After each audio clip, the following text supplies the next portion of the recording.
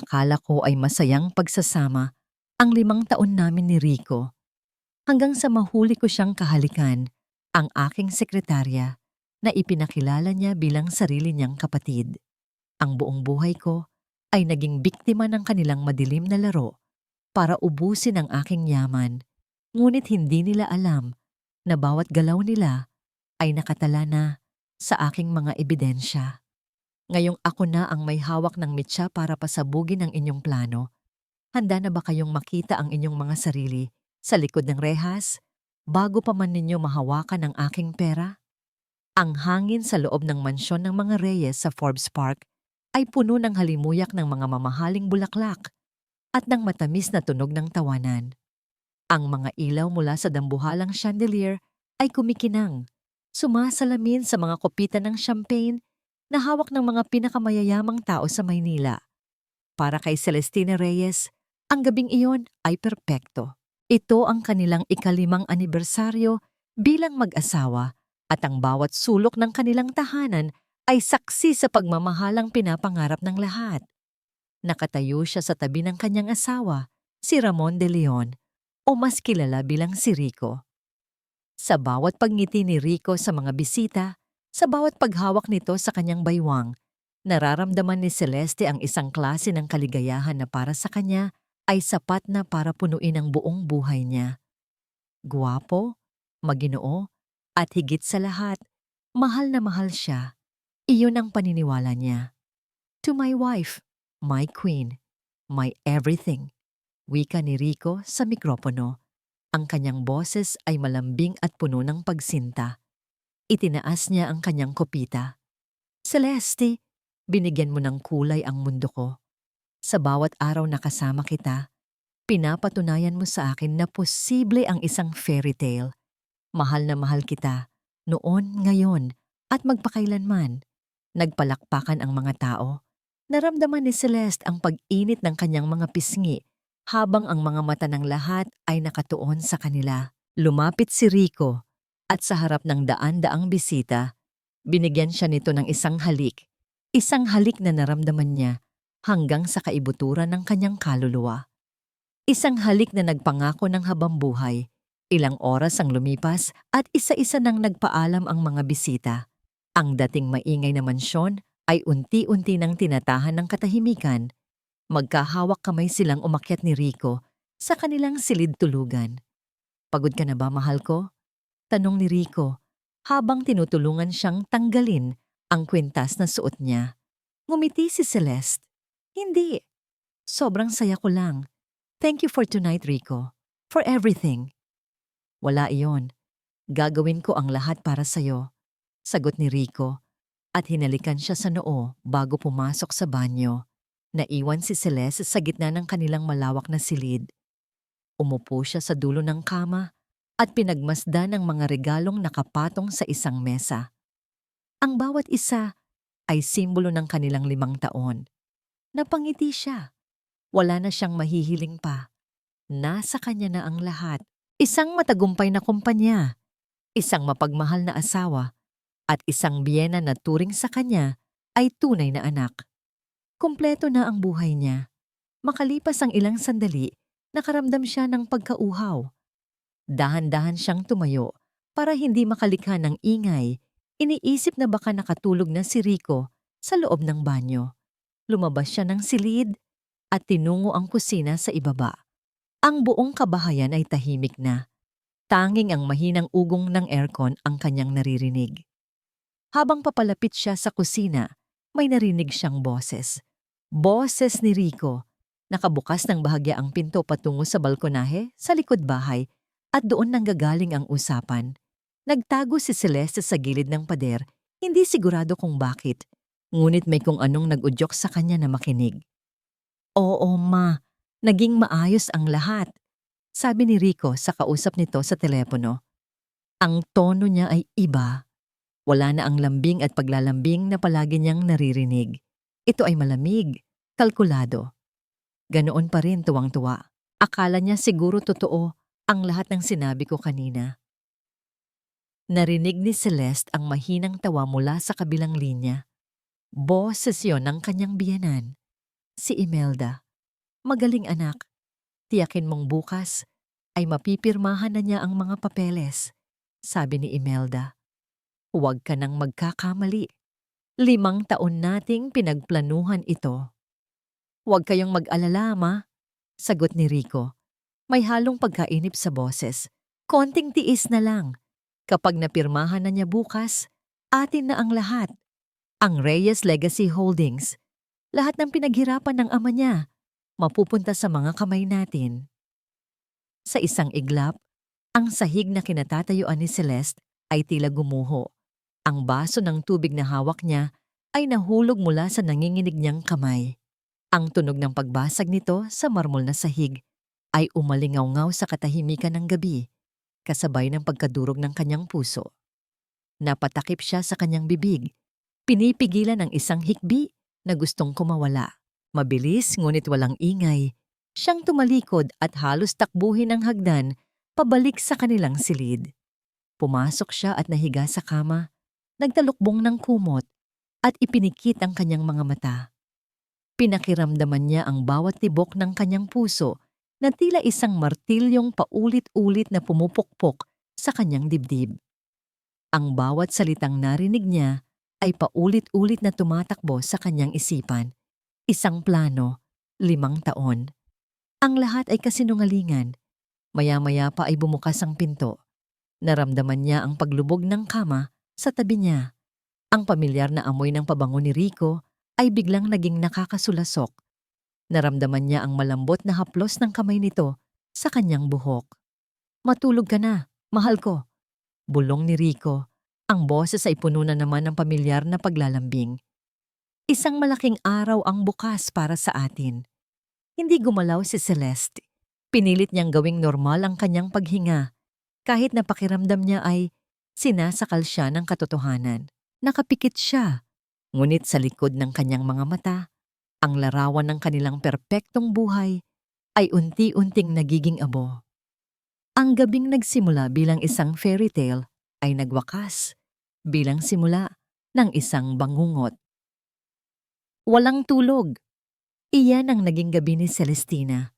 Bawat minuto ay tila isang oras, bawat paggalaw ni Rico sa tabi niya ay nagdudulot ng kuryente ng takot at pandidiri sa kanyang buong sistema. Paano siya nakatagal na katabi ang isang halimaw na nagpapanggap na prinsipe? Paano niya nagawang magkunwaring mahimbing habang ang buo niyang mundo ay gumuho? Kinabukasan, ang sikat ng araw na tumatagos sa kanilang bintana ay tila isang panunuya. Dati, ito ang paborito niyang bahagi ng umaga. Ngayon, ang liwanag ay nagsisilbi lamang para mas lalong ipakita ang dumi ng kasinungalingan na bumabalot sa kanya. Bumangon siya at ginawa ang kanyang karaniwang ritual. Naligo, nagbihis, nag-ayos. Ngunit sa harap ng salamin, hindi niya makilala ang sariling refleksyon. Ang mga mata niya, na dati puno ng kislap, ay ngayon may itinatagong anino ng sakit at pag-aalinlangan. Ngunit kailangan niyang maging matatag. Ngayong araw, magsisimula ang pinakamahirap na pag-arte sa buong buhay niya.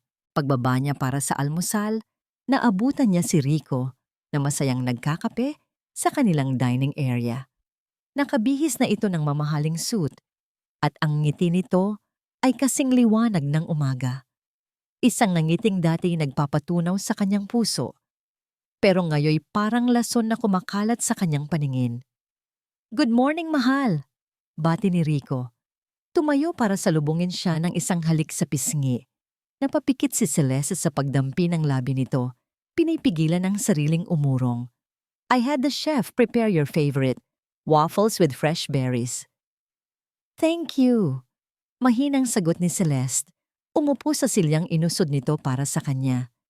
Ang bawat kilos ni Rico, bawat pagiging maginoo nito, ay tila mga kadenang humihigpit sa kanyang leeg. Habang kumakain sila sa isang nakabibinging katahimikan, inilapag ni Rico ang isang mamahaling leather-bound folder sa ibabaw ng mesa. Iyon na, ang mga papeles. Here it is, love, sabi ni Rico na may pananabik sa boses. The new investment portfolio for Reyes Legacy. Once you sign this, we can start expanding to the Asian market. Ito na ang katuparan ng pangarap natin. Tiningnan ni Celeste ang folder. Ito ang sandata na gagamitin para wasakin siya. Dahan-dahan niyang kinuha ito. Ang kanyang mga daliri ay bahagyang nanginginig. Mukhang napakakomplikado nito, Rico. Sabi niya, sinisikap na panatilihing kalmado ang kanyang boses. Maraming legal terms. I think it's best if I have my lawyer look at it first. Para lang sigurado tayo sa bawat hakbang. Nakita niya ang bahagyang pagbabago sa ekspresyon ni Rico. Isang kislap ng pagkainis na mabilis din itong pinalitan ng isang pilit na ngiti. Of course, mahal. Kung yan ang gusto mo, sabi nito. Pero I was hoping we could finalize it today. Alam mo na, para masimulan na agad. Pero sige, ipatingin mo kay Attorney Santos. Just don't take too long, okay? Tumangulang si Celeste at uminom ng kanyang kape. Ang pait nito ay hindi kayang talunin ang pait na nararamdaman niya sa kanyang dibdib. Pagkaalis ni Rico para sa opisina, isang opisina sa loob ng gusaling pag-aari niya, agad na kinuha ni Celeste ang kanyang telepono. Nanginginig ang kanyang kamay habang hinahanap ang isang numero na matagal na niyang hindi natatawagan para sa isang bagay na personal. Gabriel Santos. Si Gabo, ang pinakamatalik na kaibigan ng kanyang yumaong ama at ang punong abogado ng kanilang pamilya mula pa noong bata siya. Isang taong alam niyang mapagkakatiwalaan niya ng kanyang buhay. Gabo, sabi niya nang sagutin nito ang tawag. Ang kanyang boses ay garagal. Kailangan kita. Kailangan ko ng tulong mo. Nagkita sila sa isang maliit at hindi kilalang kapihan sa isang sulok ng San Juan, malayo sa mga lugar na madalas nilang puntahan. Agad na nakita ni Celeste ang pag-aalala sa mukha ng matandang abogado nang makita siya nito. Celeste, anong nangyari? You look pale. Bungad ni Gabo. Walang paligoy-ligoy. Ikinuwento ni Celeste ang lahat. Ang pag-uusap na narinig niya sa balkonahe, ang mga salitang binitawan ni Rico at ng ina nito, ang folder na naglalaman ng kanyang magiging katapusan. Habang nagsasalita siya, ang mga luhang pinigilan niya buong gabi ay kusa ng bumagsak. Nakinig si Gabo nang walang pagkagambala. Ang kaninang nag-aalalang mukha nito ay dahan-dahang naging seryoso. Ang mga mata ay nanlilisik sa galit. Nang matapos si Celeste, nanatili itong tahimik ng ilang sandali. Tila pinoproseso ang lahat. Huwag na huwag mong pipirmahan ang anumang dokumento, Celeste. Maliwanag ba? Mariing sabi ni Gabo. Ang boses ay mababa, ngunit puno ng awtoridad. Kung ginawa mo, para mo na ring isinuko ang lahat ng kontrol sa kumpanya. This is not just a simple investment. Based on what you told me, this is a systematic transfer of assets. Matagal na nilang binalak ito. 5 taon, Gabo. Humikbi si Celeste. 5 taon ng buhay ko ang binigay ko sa kanya. Isang kasinungalingan lang pala ang lahat. Makinig ka sa akin, Celeste, sabi ni Gabo. Inabot ang kamay nito at marahang ipinatong sa nanginginig niyang kamay. Hindi ito ang oras para umiyak. Ito ang oras para lumaban. Kailangan nating mag-ipon ng ebidensya. Every conversation, every document, every suspicious action, kailangan nating i-record. Simula ngayon, kailangan mong maging mas matalino, mas maingat, at mas malakas kaysa sa kanila. Pinunasan ni Celeste ang kanyang mga luha, hindi gamit ang panyo, kundi ang likod ng kanyang palad. Isang kilos na hindi mahinhin, isang kilos na nagpakita ng pagbabago sa loob niya. Ang kaninang babaeng wasak at umiiyak ay napalitan ng isang determinadong titig. Ang sakit ay naroon pa rin, ngunit ngayon ay may kasama na itong apoy. Tumingin siya ng diretso sa mga mata ni Gabo. Ang kanyang boses ay hindi na nanginginig. Ito ay matatag at puno ng isang bagong tuklas na lakas. Tulungan mo ako, Gabo, sabi niya. Hindi ako papayag na makuha nila ang pinaghirapan ng pamilya ko. Hindi ako papayag na gawin nila akong tanga. Kung gusto nila ng laban, ibibigay ko sa kanila. Isang bahagyang ngiti ang sumilay sa labi ni Gabo. Ito ang Celeste na kilala niya. Ang anak ng kanyang kaibigan. Ang babaeng lumaki na may tapang at talino. Iyan ang kailangan kong marinig, sabi ni Gabo. Umuwi ka na. Umarte kang parang walang nangyari. Maging asawa ka pa rin niya. Ngunit buksan mo ang iyong mga mata at tainga. At tandaan mo, Celeste, hindi ka nag-iisa sa laban na ito. Umalis si Celeste sa kapihan na may bigat sa kanyang dibdib, ngunit may plano na sa kanyang isipan. Ang pagmamaneho pauwi ay isang pagsubok. Ang bawat kanto, bawat pamilyar na gusali, ay tila bahagi ng isang malaking entablado kung saan siya ang bida sa isang trahedya. Ngunit ngayon, siya na ang magdidikta ng magiging wakas. Pagpasok niya sa malaking pinto ng kanilang mansyon, isang hindi inaasahang tanawin ang sumalubong sa kanya. Doon, sa gitna ng kanilang marangyang sala, nakaupo ang kanyang biyenan na si Imelda de Leon. Nakaupo ito sa paboritong sopa ni Celeste, na para bang ito ang reyna ng tahanan. Sa kandungan nito ay may isa pang folder, kaparehong-kapareho, ng ibinigay ni Rico kaninang umaga. Nang makita siya ni Imelda, isang matamis, halos mapagmahal na ngiti ang gumuhit sa mga labi nito. Isang ngiting na ngayon ay alam na ni Celeste na punong-puno ng kamandag. Celeste, Hija, malamig na wika ni Imelda, ikinumpas ang kamay nito sa bakanteng espasyo sa tabi niya. Halika, maupo ka. May kailangan lang tayong pag-usapan tungkol sa kinabukasan ninyo ni Rico. Ang ngiti ni Imelda ay parang isang maskarang porselana. Perpekto sa labas, ngunit malamig at walang buhay. Para kay Celeste, ang sala ng sarili niyang bahay ay biglang naging isang entablado at siya ang hindi handang bida sa isang dula-dulaan ng mga ahas. Huminga siya ng malalim, ipinapaalala sa sarili ang mga salita ni Gabo. Umarte kang parang walang nangyari.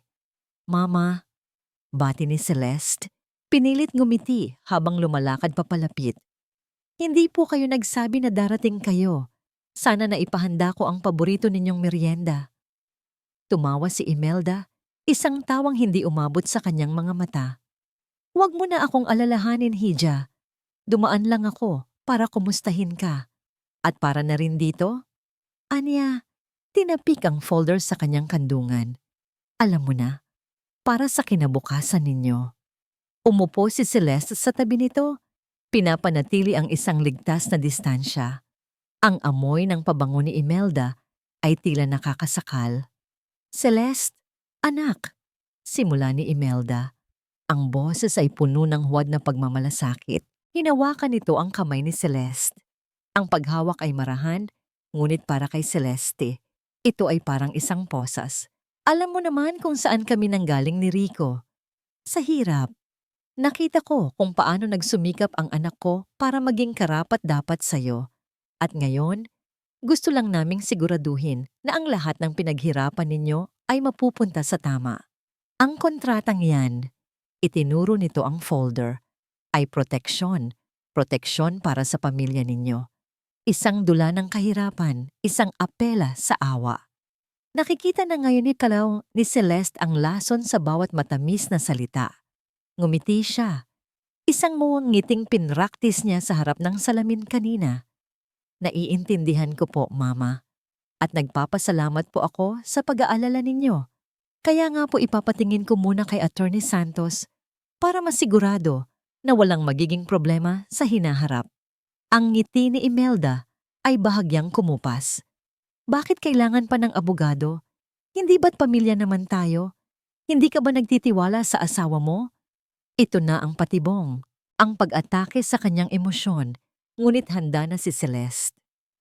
Buo po ang tiwala ko kay Rico, Mama, sagot niya ng mahinahon. Pero ang Reyes legacy ay hindi lang akin. Mana ko ito mula sa aking mga magulang. Responsibilidad kong pangalagaan ito ng tama. Utang ko po iyon sa kanila. Walang nagawa si Imelda kundi ang tumango. Ngunit nakita ni Celeste ang iritasyon sa mga mata nito bago ito muling ngumiti. Ang sayaw ay nagsimula na. Ang mga sumunod na araw ay naging isang walang katapusang pag-arte. Sa umaga, siya ang perpektong asawa, naghahanda ng kape ni Rico. Sa gabi, hihintayin niya itong makatulog bago niya buksan ang kanyang laptop para makipag-ugnayan kay Gabo.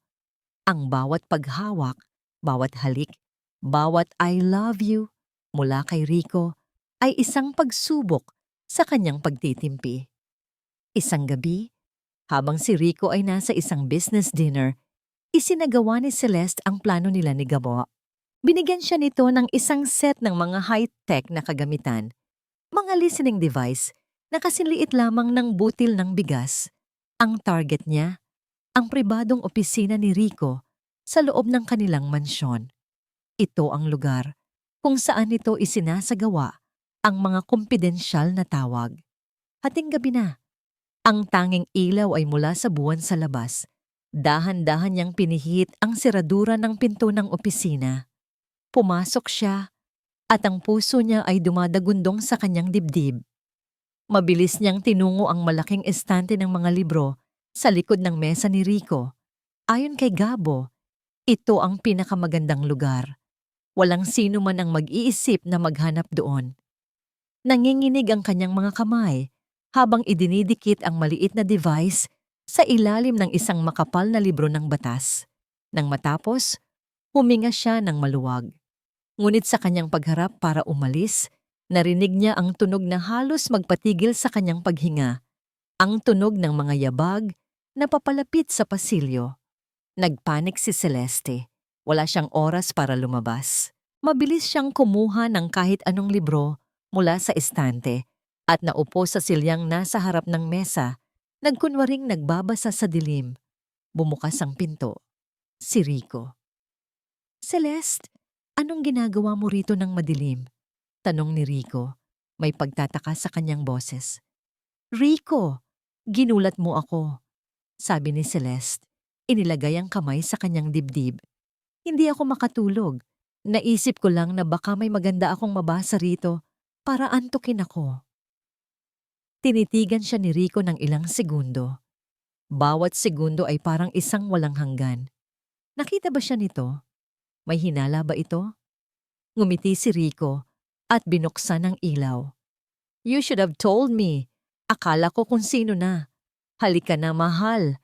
Bumalik na tayo sa kwarto. Ako ang magpapatulog sa'yo." Sumunod si Celeste. Ang libro ay mahigpit pa ring hawak sa kanyang kamay. Pakiramdam niya ay nakatakas siya sa bibig ng leon. Kinabukasan habang nasa trabaho si Celeste, sinimulan niyang i-monitor ang device gamit ang isang app sa kanyang telepono. Buong araw, puro mga ordinaryong business calls lang ang naririnig niya. Ngunit pagsapit ng hapon, pumasok ang tawag na hinihintay niya, si Imelda. Ikinabit ni Celeste ang kanyang earphones, nagtago sa loob ng kanyang pribadong banyo sa opisina at nakinig. "Naiinip na ako, Rico," bulyaw ni Imelda mula sa kabilang linya. "Bakit hanggang ngayon ay hindi pa niya pinipirmahan? Masyado mo siyang binibigyan ng laya." "Ma, calm down," sagot ni Rico. Ang boses ay may halong pagkayamot. "Ginagawa ko na ang lahat. Araw-araw ko siyang kinukulit. Akala mo ba madali? Ang hirap magpanggap na mahal mo ang isang babaeng ang tingin sa sarili ay napakatalino. Pero sa totoo lang, uto-uto." Isang punyal ang bawat salita. Itinikom ni Celeste ang kanyang mga kamao. Kinagat ang labi para pigilan ang pag-iyak. "Bilisan mo," utos ni Imelda. Bago pa may makaalam na iba, "Kamusta na nga pala ang kapatid mo? Nagre-report ba sa'yo ng maayos?" "Kapatid?" Naguluhan si Celeste. "Anong kapatid?" At pagkatapos, narinig niya ang isang katok sa pinto sa kabilang linya.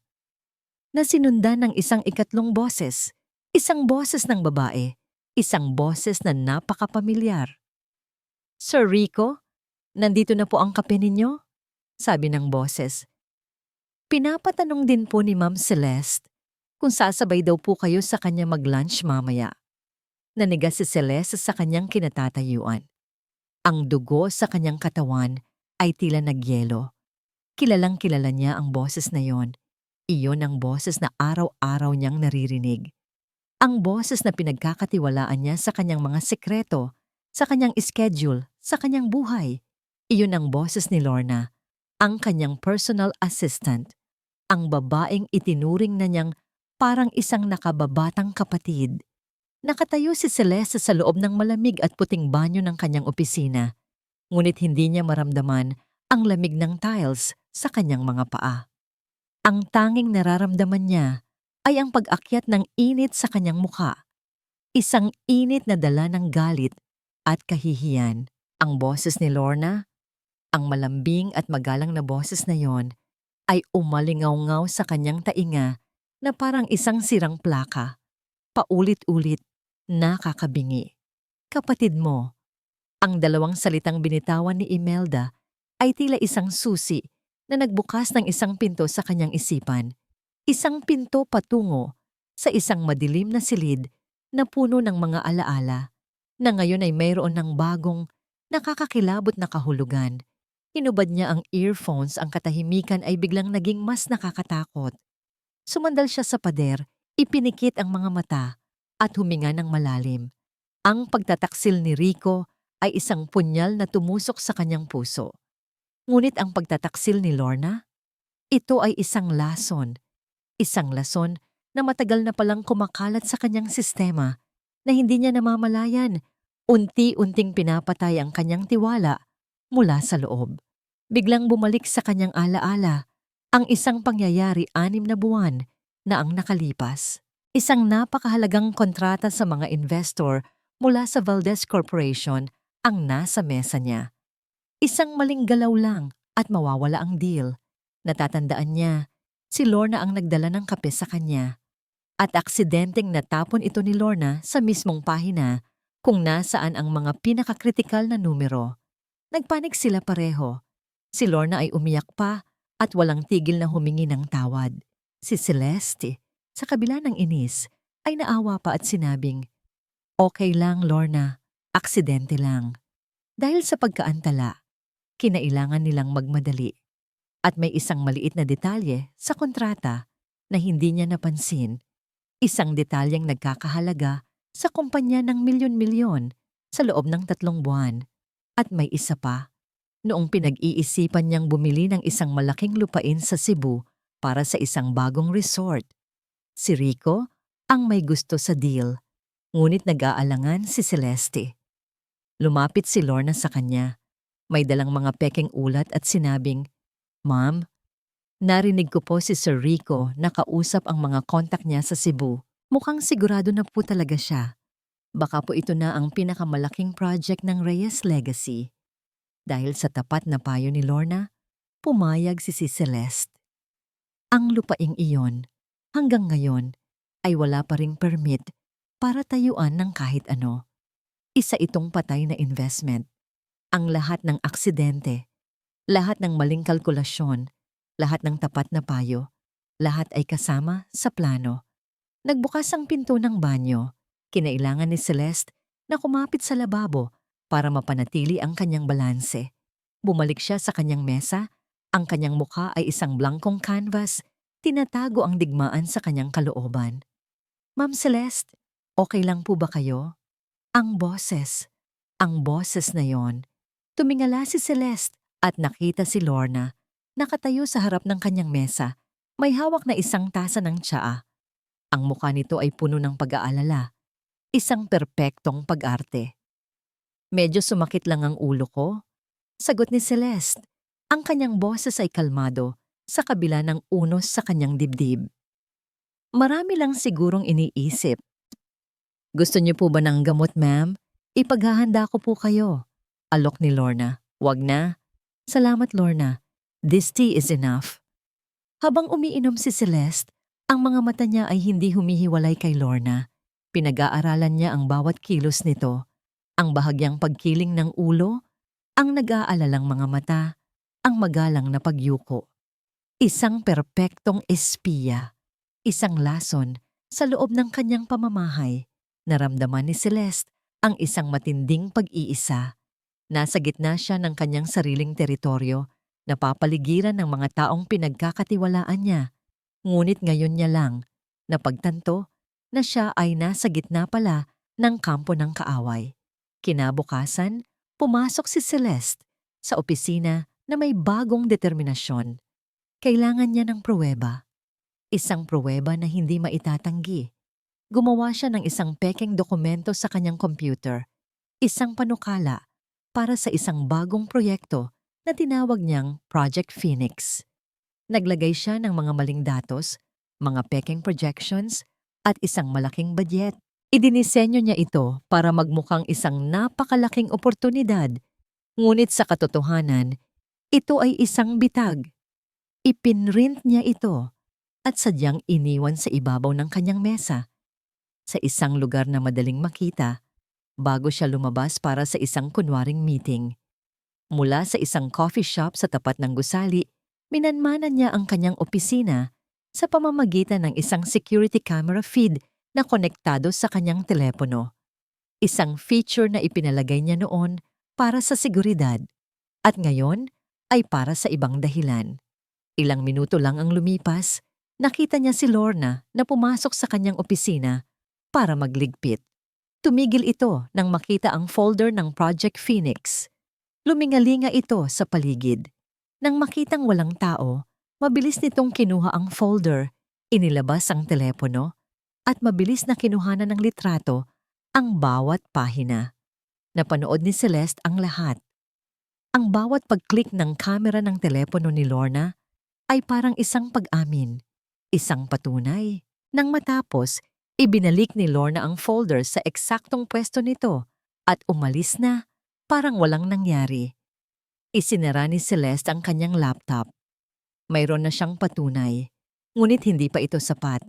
Kailangan niyang malaman kung sino si Lorna. Bumalik siya sa opisina. Ang kanyang puso ay tumitibok ng may malamig na galit. Ilang sandali pa, pumasok si Lorna. Dala-dala ang kanyang afternoon tea. "Ma'am Celeste," sabi nito, ang ngiti ay kasing tamis ng dati. "Okay na po ba ang pakiramdam ninyo? Parang pagod na pagod po kayo nitong mga nakaraang araw." Tinitigan siya ni Celeste. Ang babaeng nasa harap niya, na nag-aalala sa kanyang kapaguran, ay ang parehong babae na unti-unting sumisira sa kanya. Ang lason. "Okay lang ako, Lorna," sabi ni Celeste. Isang pilit na ngiti ang isinukli. "Salamat sa pag-aalala." Nang makaalis si Lorna, tumunog ang telepono ni Celeste. Numero ni Gabo. "Celeste," sabi ng abogado sa kabilang linya. "May nakuha na ako." "Ano yon, Gabo?" Pinahanap ko ang background ni Lorna base sa mga impormasyong binigay niya sa HR. Ang buong pangalan niya ay Lorna Sarmiento, mula daw sa isang maliit na probinsya sa Batangas. Nagkaroon ng isang maikling katahimikan. "Celeste," pinuntahan ng investigador ko ang lugar. Walang pamilyang Sarmiento doon na may anak na Lorna. Walang record ng kapanganakan. Walang record sa eskwelahan. Ang Lorna Sarmiento na nagtatrabaho para sa'yo ay hindi totoo. Parang multo. Napahawak ng mahigpit si Celeste sa kanyang mesa. "Anong ibig mong sabihin?" Pero pagpapatuloy ni Gabo, ang kanyang boses ay bumaba, naging mas seryoso. "Habang hinahanap namin ang mga posibleng koneksyon niya, may nahanap ako sa Registry of Deeds ng Quezon City, isang property na nakapangalan kay Imelda de Leon. At may isa siyang co-owner sa titulo, isang Lorna de Leon." Lorna de Leon. Ang pangalan ay umalingaw-ngaw sa isipan ni Celeste, hindi bilang isang tunog, kundi bilang isang pisikal na dagok. Tila huminto ang pag-ikot ng mundo. Ang boses ni Gabo sa kabilang linya ay nagpatuloy sa pagsasalita, ngunit ang mga salita ay naging isang walang kahulugang ugong.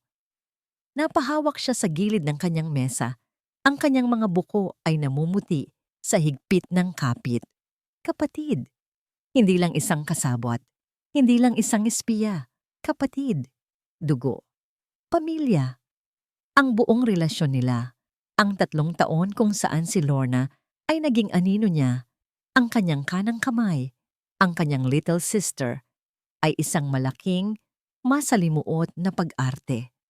Ang bawat pag-aalala, bawat tasa ng tsa, bawat pagpapayo ay bahagi ng isang grandiyosong plano para sirain siya. Ang sakit ay mas malalim, mas matalas kaysa sa naramdaman niya para kay Rico. Dahil kay Rico, pag-ibig ang kanyang ibinigay. Kay Lorna, ang ibinigay niya ay tiwala. Isang tiwalang dalisay at walang hinihintay na kapalit. Celeste, nandyan ka pa ba? Tanong ni Gabo mula sa kabilang linya. Binasag ang kanyang pagkakatulala. Oo, sagot ni Celeste. Ang kanyang sariling boses ay parang nanggagaling sa malayo. Salamat, Gabo. Tawagan kita ulit. Binaba niya ang telepono bago pa man makasagot ang abogado. Kailangan niya ng espasyo. Kailangan niyang huminga.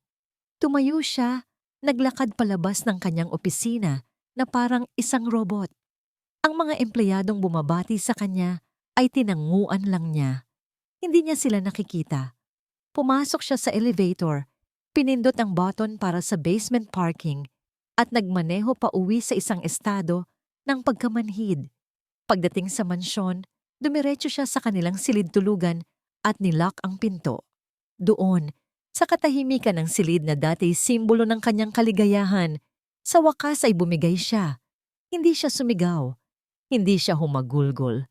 Sa halip, isang tahimik na pag-agos ng luha ang bumagsak mula sa kanyang mga mata. Dumulas siya sa sahig. Ang likod ay nakasandal sa malamig na kahoy ng pinto. Ang kanyang mga mata ay napako sa isang silver picture frame sa kanyang bedside table. Isang litrato nilang dalawa ni Lorna, kuha noong nakaraang Pasko. Magkaakbay sila, nakangiti ng malapad sa kamera, suot ang mga parehong Christmas sweater na binili niya para sa kanila. Sa litratong yon, mukha silang tunay na magkapatid. Isang masayang alaala na ngayon ay isa ng simbolo ng pinakamatinding kataksilan. Kinuha niya ang picture frame. Ang kanyang hinlalaki ay marahang humaplos sa nakangiting mukha ni Lorna. Paano? Paano niya nagawa ito? Paano niya nagawang tingnan si Celeste? Sa mata araw-araw, tawagin siyang mom at magpanggap na nagmamalasakit habang sa likod ay tinatarakan siya ng paulit-ulit. Biglang bumangon ang isang uri ng galit sa loob ni Celeste. Isang galit na malamig at nakakapasong. Hindi ito ang nag-aalab na galit na naramdaman niya para kay Rico. Ito ay mas tahimik, mas malalim. Ito ang galit na ipinanganak mula sa durog na tiwala. Sa isang iglap, ibinalibag niya ang picture frame sa pader. Ang tunog ng nabasag na salamin ay sumabog sa silid. Tumayo siya. Ang kanyang paghinga ay mabilis at mababaw. Tapos na ang pag-iyak. Tapos na ang pagiging biktima. Ang sakit ay hindi nawala. Ngunit ito ay nag-iba ng anyo. Naging gasolina. Naging sandata. Kinuha niya ang kanyang telepono at tinawagan si Gabo. Gabo, sabi niya. Ang kanyang boses ay walang bakas ng luha. Ito ay matigas na parang bakal. Kailangan kong patunayan na magkapatid sila. Celeste, mahirap yan, sagot ni Gabo.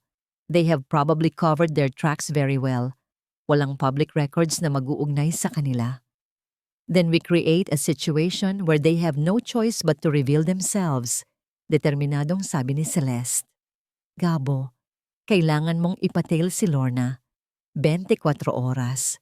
Gusto kong malaman ang bawat galaw niya, bawat taong kausap niya, bawat lugar na puntahan niya, lalo na kapag hindi siya nasa opisina o sa bahay. Kinabukasan, pumasok si Celeste sa trabaho na may bagong anyo. Ang kanyang damit ay mas formal, ang kanyang buhok ay nakatali ng mahigpit, at ang kanyang mukha ay walang emosyon. Para siyang isang general na naghahanda para sa isang digmaan.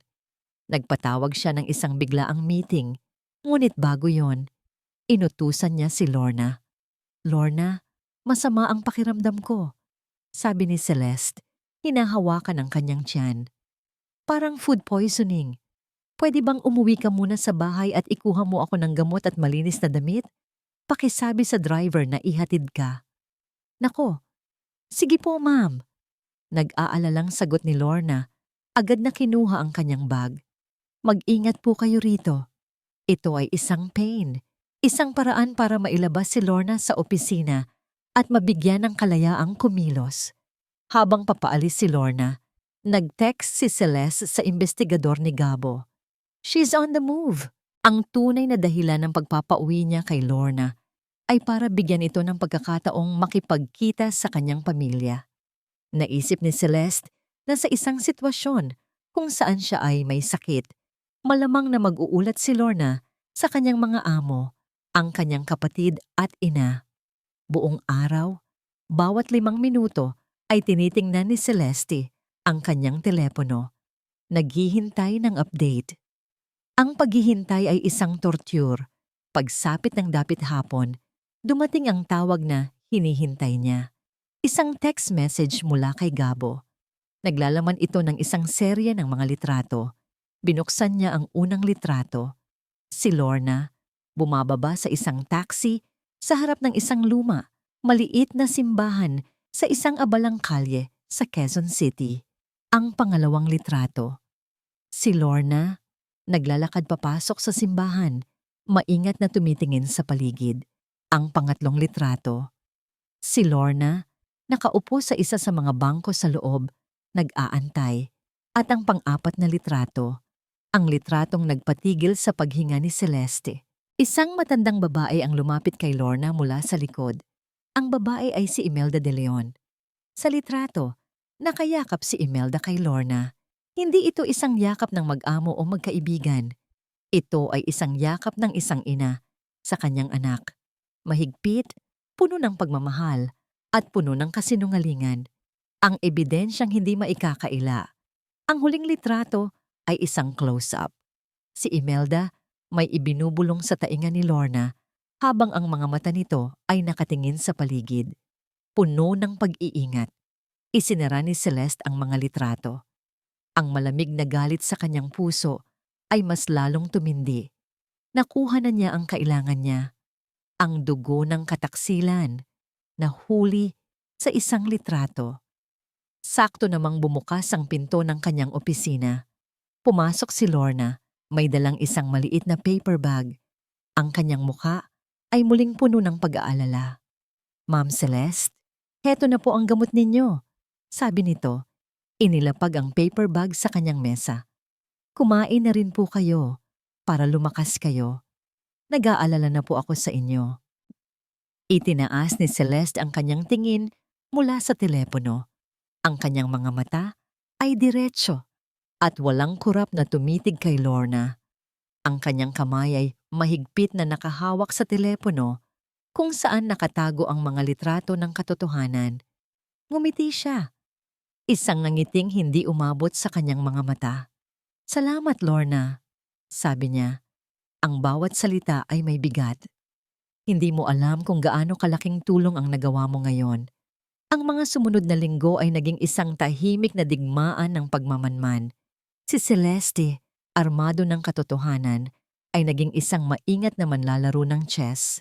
Ang bawat ngiti, bawat tango, bawat pag-uusap ay isang kalkuladong galaw.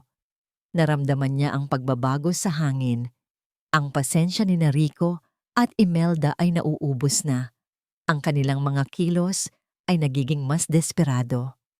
Gabi-gabi, sinusubukan ni Rico ang iba't ibang paraan ng pangungumbinsi. Minsan, siya ay nagiging sobrang lambing. Dinadalhan siya ng bulaklak, nilulutuan ng hapunan. Sa ibang gabi naman, siya ay nagiging malungkot. Nagdradrama tungkol sa pressure mula sa board of directors at kung paano ang kontrata lang na iyon ang makakapagligtas sa kanilang kinabukasan. Tinitiis ni Celeste ang lahat. Ang kanyang puso ay naging bato sa harap ng pag-arte ng lalaking minsan niyang minahal. Isang gabi, habang naghahapunan sila, inilatag ni Rico ang kanyang huling baraha. Mahal, simula nito, hinawakan ang kanyang kamay sa ibabaw ng mesa. Alam kong pagod ka na, stressed ka sa trabaho, at nararamdaman ko na medyo lumalayo ka sa akin. Naisip ko, baka kailangan natin ng isang bakasyon. Tayong dalawa lang. Itinaas ni Celeste ang kanyang tingin mula sa plato. Bakasyon? Saan naman? Ang mukha ni Rico ay biglang nagliwanag. Inilabas nito ang kanyang telepono at ipinakita ang mga litrato ng isang napakagandang resort sa El Nido, Palawan. Mga puting buhangin, malinaw na asul na tubig, at isang pribadong villa sa tabi ng dagat. Paraiso. I booked a private island resort for us, love. 4 na araw, 3 gabi. Walang telepono, walang meetings, walang stress. Tayo lang. Para maalala natin ulit kung paano tayo nagsimula. Sabi ni Rico, ang kanyang mga mata ay kumikinang sa pananabik. At para magkaroon na rin tayo ng oras na pag-usapan ng mas insinan at pirmahan ng investment papers, walang istorbo. Naramdaman ni Celeste ang paglamig ng kanyang dugo. Isang bitag, isang perpektong bitag. Ilalayo siya nito sa kanyang mga kakampi, lalo na kay Gabo. Ihihiwalay siya sa kanyang mundo, sa isang lugar kung saan siya ay mas madaling manipulahin, isang paraiso na magiging kanyang kulungan. Ngunit habang tinitingnan niya ang mga litrato ng paraiso, isang ideya ang nabuo sa kanyang isipan. Isang mapanganib na ideya. Kung ito ay isang bitag para sa kanya, maaari rin itong maging isang bitag para sa kanila. Wow, Rico, this is beautiful, sabi niya. Pinilit ang isang ngiti. Sige, payag ako. Kailangan ko na rin talaga ng pahinga. Ang tuwa sa mukha ni Rico ay hindi maitago. Niyakap siya nito ng mahigpit. Thank you, mahal. I promise this will be the best trip of our lives. Ang simula ng ating bagong buhay. Ang simula ng pagbagsak mo, bulong ni Celeste sa kanyang sarili. Kinabukasan agad niyang tinawagan si Gabo. Palawan? Celeste, nababaliw ka na ba? Halos pasigaw na, sabi ng abogado sa kabi-kabilang linya. This is a trap. They're trying to isolate you. Huwag kang pumayag. Gabo, makinig ka. Mahinahong sabi ni Celeste. Alam kong bitag ito, pero ito na rin ang pagkakataon natin. May ebidensya na tayo laban kay Lorna at Imelda. Pero si Rico, puro circumstantial pa lang. Kailangan ko ng isang malinaw na pag-amin mula sa kanya. Isang confession. At paano mo gagawin yon? Paano kung may gawin silang masama sa'yo doon? Masyadong delikado. Giit ni Gabo. Kaya nga kailangan kita, sabi ni Celeste.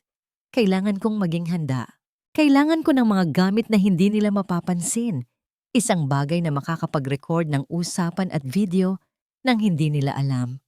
Nag-aalangan man, walang nagawa si Gabo, kundi ang sumunod sa plano ni Celeste. Nakita niya ang determinasyon sa boses nito. Hindi na ito ang babaeng umiiyak na lumapit sa kanya sa kapihan. Isa na itong mandirigma. Bago ang araw ng kanilang pag-alis, nagkita sila ni Gabo. Inabutan siya nito ng isang maliit na kahon.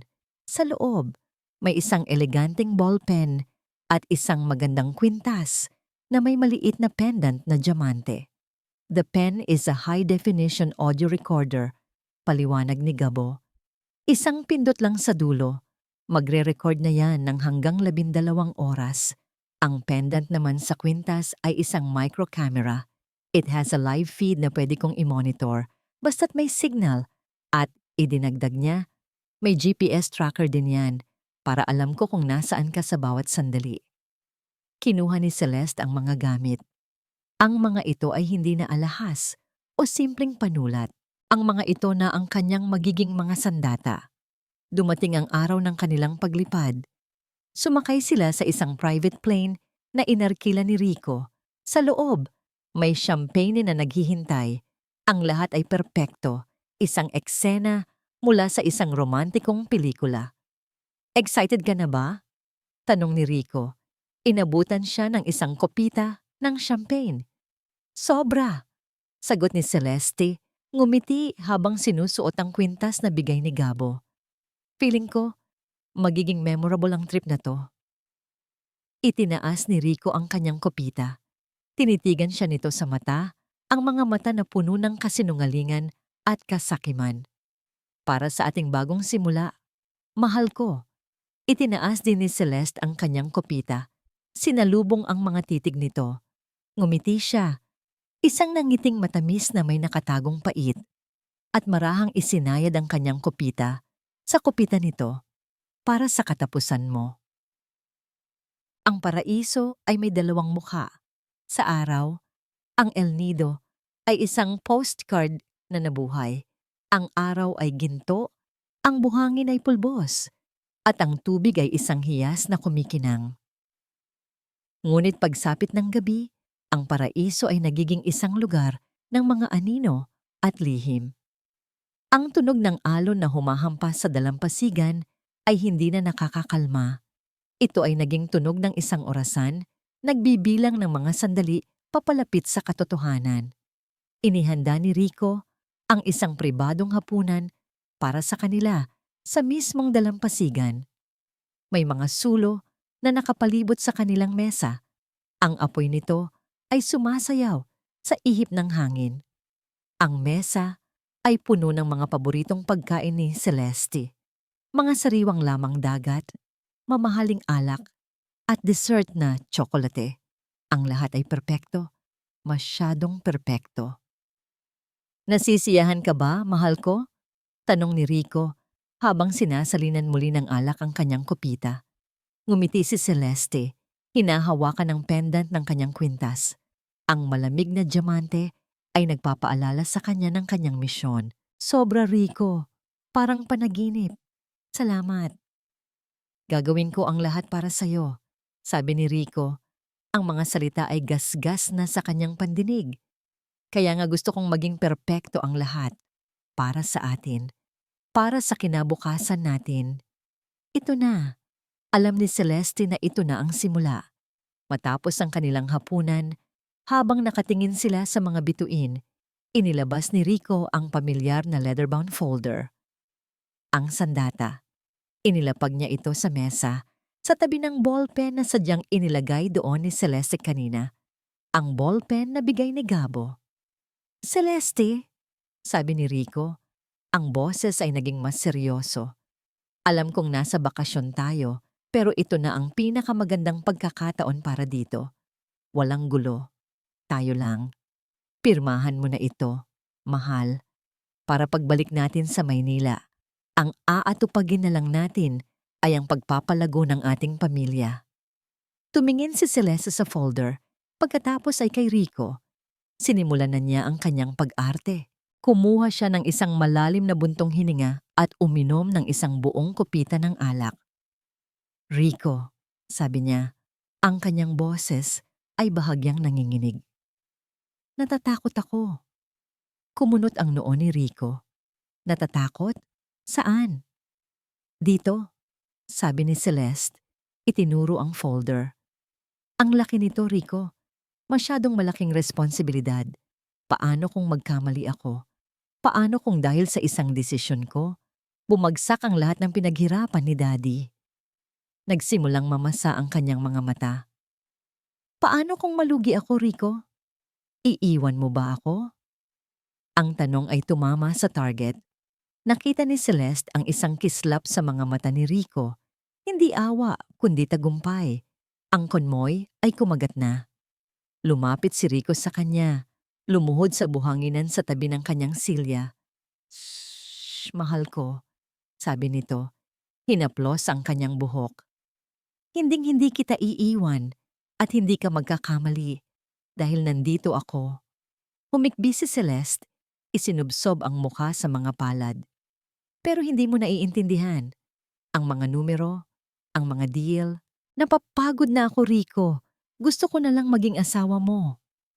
Ito ang mga salitang gustong marinig ni Rico. Ang mga salitang nagpapatunay sa kanyang isipan na si Celeste ay mahina at kailangan siya. Tumawa si Rico ng mahina. Isang tawang may halong pagmamaliit. Akala nito, dahil sa alak at emosyon, hindi na napapansin ni Celeste ang tunay na kulay nito. "Hey, Celeste," sabi nito. Tumayo at kinuha ang folder. "Hindi mo kailangang intindihin ang mga numero. Iyan ang pagkakamali mo. Masyado mong iniisip ang mga bagay na hindi mo naman dapat problemahin. Trabaho ko na yon." Itinaas ni Celeste ang kanyang ulong puno ng luha. "Anong ibig mong sabihin?" Ngumisi si Rico. Ang arogansya ay hindi na maitago. "Ang ibig kong sabihin, mahal, ay magtiwala ka lang sa akin.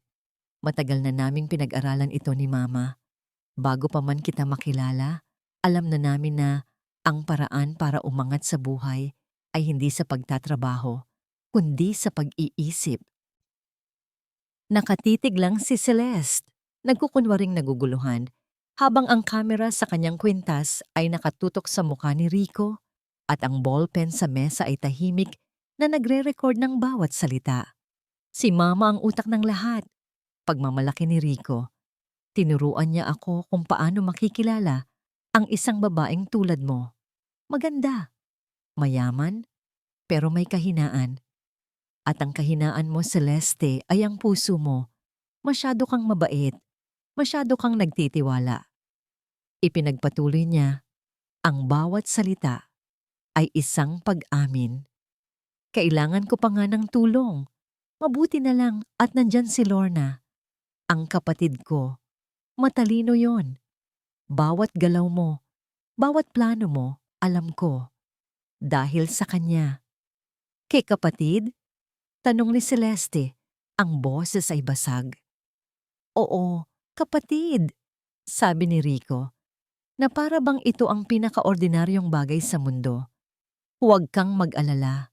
Kapag napirmahan mo na ito, aalagaan ka namin. Hindi mo na kailangang magtrabaho. Ang yaman mo ay magiging yaman natin. Ako na ang bahala sa lahat. Ang gagawin mo na lang ay maging maganda at maging asawa ko." Tapos na. Nakuha na niya ang lahat ng kailangan niya. Marahan niyang pinunasan ang kanyang mga pekeng luha at tumingin kay Rico na may kunwaring pagsamba. "Talaga, Rico? Gagawin mo yon para sa akin?" "Oo naman, mahal ko," sabi nito. Hinalikan siya sa noo. "Ngayon, pirmahan mo na ito at tapusin na natin ang gabi sa ating vilya." Kinuha ni Celeste ang ballpen. Dahan-dahan niyang binuksan ang folder. Nagkunwari siyang binabasa ito at pagkatapos, tumingin kay Rico at tumango. "Okay," bulong niya. Ngunit bago pa man dumampi ang dulo ng ballpen sa papel, bigla siyang nahilo. "Rico, I'm sorry, nahihilo ako. Sobrang dami ko yatang nainom. Pwede bang, pwede bang bukas ko na lang pirmahan? Sa umaga? Pangako." Nakita niya ang pagkainis sa mukha ni Rico, ngunit mabilis itong nawala. Isang gabi na lang naman ang hihintayin nito. "Sige, mahal. Halika na. Ihatid na kita sa kwarto," sabi nito. Inalalayan siyang tumayo. Nang makabalik sila sa villa, agad na nagpatumba si Rico sa kama, lasing sa alak at sa kanyang tagumpay. Maya-maya lang ay malalim na ang kanyang paghinga, natutulog na parang isang sanggol. Ngunit si Celeste ay gising na gising. Dahan-dahan siyang bumangon mula sa kama. Kinuha ang ballpen at ang kwintas. Pumasok siya sa banyo at mula sa isang sikretong bulsa ng kanyang maleta, inilabas niya ang isang maliit na encrypted hard drive. Isinaksak niya ang mga kable. Sa loob ng 10 minuto, ang buong pag-amin ni Rico, ang audio at video ng kanyang kataksilan ay ligtas ng nakopya. Itinago niya ang hard drive. Tumingin siya sa kanyang refleksyon sa salamin. Wala nang luha, wala nang takot. Tanging isang malamig at matigas na determinasyon. Lumabas siya sa balkonahe ng kanilang villa at tumingin sa madilim na dagat. Ang alon ay marahas. May paparating na bagyo. Tapos na ang laro. Oras na para simulan ang digmaan. Ang paglipad pabalik sa Maynila ay kabaligtaran ng paglipad nila papuntang Palawan. Wala nang champagne, wala nang matatamis na salita. Si Rico ay tahimik, paminsan-minsan ay sumusulyap kay Celeste, naghihintay na buksan nito ang usapan tungkol sa kontratang hindi napirmahan. Ngunit si Celeste ay nakatingin lamang sa bintana. Ang kanyang mukha ay kalmado, na parang isang lawa na walang hangin. Ngunit ang ilalim nito ay nag-aalimpuyo. Nangako siyang pipirmahan ito sa umaga. Ngunit nagdahilan siyang masakit pa rin ang kanyang ulo at kailangan niyang magpahinga. Nakita niya ang pagkadismaya ni Rico, ngunit wala itong nagawa. Ang paraiso ay naging isang kabiguan para sa kanya. Paglapag ng eroplano sa Maynila, sinabi ni Celeste na kailangan niyang dumaan sa kanyang doktor para magpa-check up. Samahan na kita, alok ni Rico. Halatang ayaw siyang paalisin ng mag-isa. Huwag na, mahinahong sagot ni Celeste. Pagkatapos nito, didiretso ako sa opisina ni Gabo. May mga papeles lang daw na kailangan kong tingnan.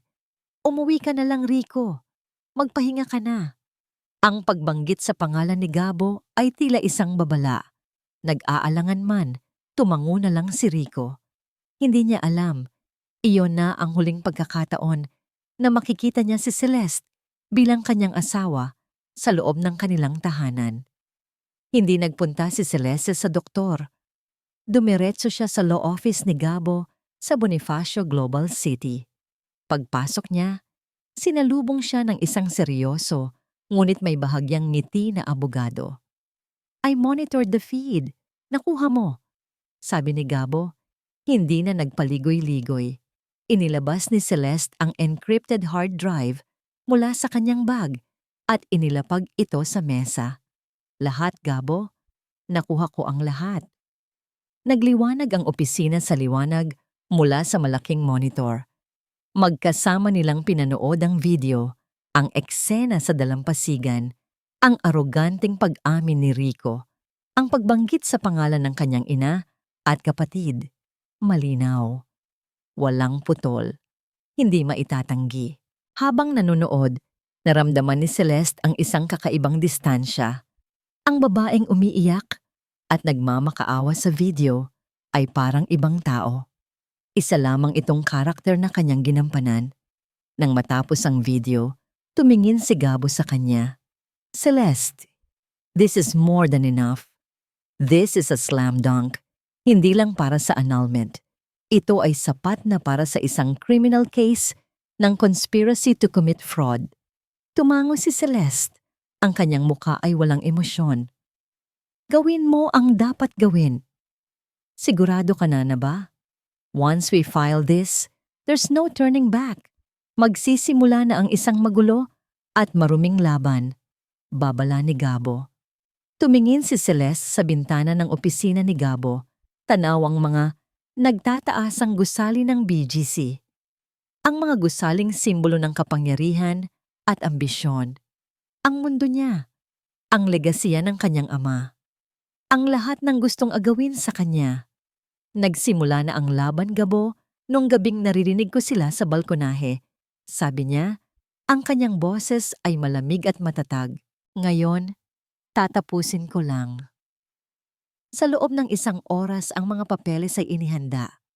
Ang petisyon para sa annulment on the grounds of fraud, ang criminal complaint para sa syndicated estafa at conspiracy, ang request para sa isang temporary restraining order upang hindi makalapit sina Rico, Imelda at Lorna sa kanya o sa alinmang ari-arian ng Reyes Legacy Holdings. Isa-isang pinirmahan ni Celeste ang bawat dokumento. Ang bawat pirma ay parang isang pagputol ng tanikala. Ang bawat pirma ay isang deklarasyon ng kanyang kalayaan. Samantala, sa mansyon sa Forbes Park, si Rico, Imelda at Lorna ay nag-uusap sa sala. Ang kanilang pag-uusap ay puno ng pagkainip at pagkadismaya. Bakit hindi mo na napapirma, Rico? Sigaw ni Imelda. Ilang beses ko bang sasabihin sa'yo na huwag mong bibitawan yan? Ginawa ko na ang lahat, ma. Nalasing siya. Depensa ni Rico. Hayaan niyo bukas. Ako mismo ang magdadala ng papeles sa opisina niya at hindi ako aalis hanggat hindi niya napipirmahan. Dapat lang, singit ni Lorna. Kanina ko pa siya tinatawagan pero hindi niya sinasagot. Nag-aalala ako na baka may iba na siyang kinakausap. Sa gitna ng kanilang pagtatalo, isang formal na nakabihis na lalaki ang nag-doorbell. Isang court sheriff. Mr. Ramon de Leon? Tanong ng lalaki. Ako nga, sagot ni Rico, nagtataka. Inabot ng sheriff ang isang makapal na sobre. You are being served. Binuksan ni Rico ang sobre. Ang kanyang muka ay dahan-dahang namutla habang binabasa ang mga unang linya. Ang petisyon, ang reklamo, ang restraining order. Ano yan, anak? Tanong ni Imelda. Hindi makapagsalita si Rico. Ibinagsak niya ang mga papeles sa mesa. Kinuha ito ni Imelda at binasa. Ang kanyang muka ay nag-iba. Mula sa pagkalito, naging gulat, at nauwi sa matinding galit. Walang hiya, sigaw ni Imelda. Ang babaeng yon. Siya pa ang may ganang idemanda tayo? Kinuha ni Rico ang kanyang telepono, nanginginig ang mga kamay, at paulit-ulit na tinawagan si Celeste. Ngunit ang bawat tawag ay diretso sa voicemail. Sa desperasyon, nag-type siya ng isang text message. Ang kanyang mga daliri ay halos hindi na makasunod sa galit na kumukulo sa loob niya. Ano ang ibig sabihin nito? Celeste, sisirain mo ang buhay ko? Hindi mo ako kilala. Pagsisisihan mo ito. Sa opisina ni Gabo, hawak ni Celeste ang kanyang telepono, binabasa ang mensahe ni Rico. Walang takot, walang pagsisisi, tinaas niya ang kanyang tingin kay Gabo. Nagsimula na ang bagyo, sabi ni Gabo. Alam ko, sagot ni Celeste. Pinatay ang kanyang telepono. At handa na ako. Inakala ni Celeste na ang pinakamasakit na bahagi ay tapos na. Inakala niya na ngayong hawak na niya ang katotohanan, ang landas patungo sa hustisya ay magiging tuwid at malinaw. Ngunit mabilis niyang natuklasan na ang katotohanan ay isang sandata lamang at ang kanyang mga kaaway ay may sarili ring mga sandata. Mas marumi, mas mapanlinlang, at mas personal. Ang bagyo ay hindi nagsimula sa korte. Nagsimula ito sa telebisyon. Isang umaga, habang umiinom siya ng kape sa kanyang temporaryong tinitirhan, isang high-end condominium unit na inirekomenda ni Gabo para sa kanyang seguridad. Isang news alert ang lumabas sa kanyang telepono. Pagbukas niya, bumungad sa kanya ang sarili niyang mukha sa isang sikat na morning talk show. Ang headline, Milyonaryang CEO, inakusahan ng pagtataksil ng sariling asawa. Nabitawan niya ang kanyang tasa. Ang tunog ng nabasag na porselana ay naging musika sa trahedyang pinapalabas sa screen. Isang kilalang showbiz reporter ang nagsasalita. Ang boses ay puno ng huwad na awa. Nakakalungkot po ang balitang ito, mga kapuso, sabi ng reporter. Ayon sa aming source, ang respetadong negosyanteng si Celestina Reyes ay di umano'y merong lihim na relasyon sa kanyang family lawyer na si Attorney Gabriel Santos, ang asawa nitong si Ramon de Leon, na kilala sa kanyang kabaitan, ang siyang unang nakatuklas. Sa halip na ayusin ang gusot, si Mrs. Reyes pa di umano ang unang nagsampa ng kaso para pagtakpan ang kanyang kasalanan at makuha ang buong kontrol ng kanilang ari-arian. Ipinakita sa screen ang mga litratong kuha ng palihim. Ang pag-uusap nila ni Gabo sa kapihan na ngayon ay mukhang isang lihim na tagpuan. Ang pag-abot sa kanya ni Gabo ng folder na ngayon ay mukhang isang palitan ng kung anong sekreto. Ang bawat inosenteng kilos ay binigyan ng malisya. Ang bawat katotohanan ay binaluktot. Siya ang ginawang kontrabida sa sarili niyang kwento. Hindi ito isang simpleng chismis. Ito ay isang kalkuladong character assassination. At alam niya kung sino ang nasa likod nito. Si Imelda, ang babaeng sanay sa dumi at putik ng buhay. Ang atake ay mabilis at walang awa. Sa loob ng ilang oras, Ang kwento ay kumalat sa mga blog, sa social media, sa bawat sulok ng internet. Siya ang babaeng walang puso, ang asawang taksil, ang mga agaw. Ang epekto sa Reyes Legacy Holdings ay agaran. Pagsapit ng tanghali, ang stock market ay nagbukas at ang presyo ng shares ng kanyang kumpanya ay bumagsak na parang isang bato na inihulog mula sa langit. Ang telepono niya at ni Gabo ay walang tigil sa pagtunog, mga tawag mula sa mga miyembro ng board, mga investors, mga kasosyo sa negosyo. Ang lahat ay naghahanap ng kasagutan. Kinabukasan, pinatawag siya para sa isang emergency board meeting. Pagpasok niya sa conference room, sinalubong siya hindi ng mga ngiti, kundi ng mga seryosong mukha at mapanuring mga mata. Ang mga taong ito, na nakita siyang lumaki, na dating pumapalakpak sa bawat tagumpay niya, ay ngayon tumitingin sa kanya na may pagdududa. Celeste, simula ni G. Velasco, ang pinaka-senior na miyembro ng board at matalik na kaibigan ng kanyang ama. Alam naming mahirap ang pinagdadaanan mo sa personal mong buhay, pero ang kumpanya ay nadadamay na. Ang pangalan ng Reyes Legacy ay nababahira ng putik. Kasalanan po ba nila na ang pangalan ko ay Reyes din? Malamig na sagot ni Celeste. Hindi iyon ang punto, sabi ng isa pang board member. Ang punto ay, habang ikaw ang nasa sentro ng iskandalong ito, apektado ang tiwala ng mga investor. Kailangan nating protektahan ang kumpanya. At pagkatapos ay dumating ang mga salitang tumusok sa kanyang puso na mas masakit pa kaysa sa lahat ng kasinungalingan sa media. Para sa kapakanan ng lahat, Celeste, sabi ni G. Velasco, ang kanyang boses ay mabigat. Hinihiling namin na pansamantala kang mag-step down bilang CEO habang nililitis ang kaso. Parang isang sampal.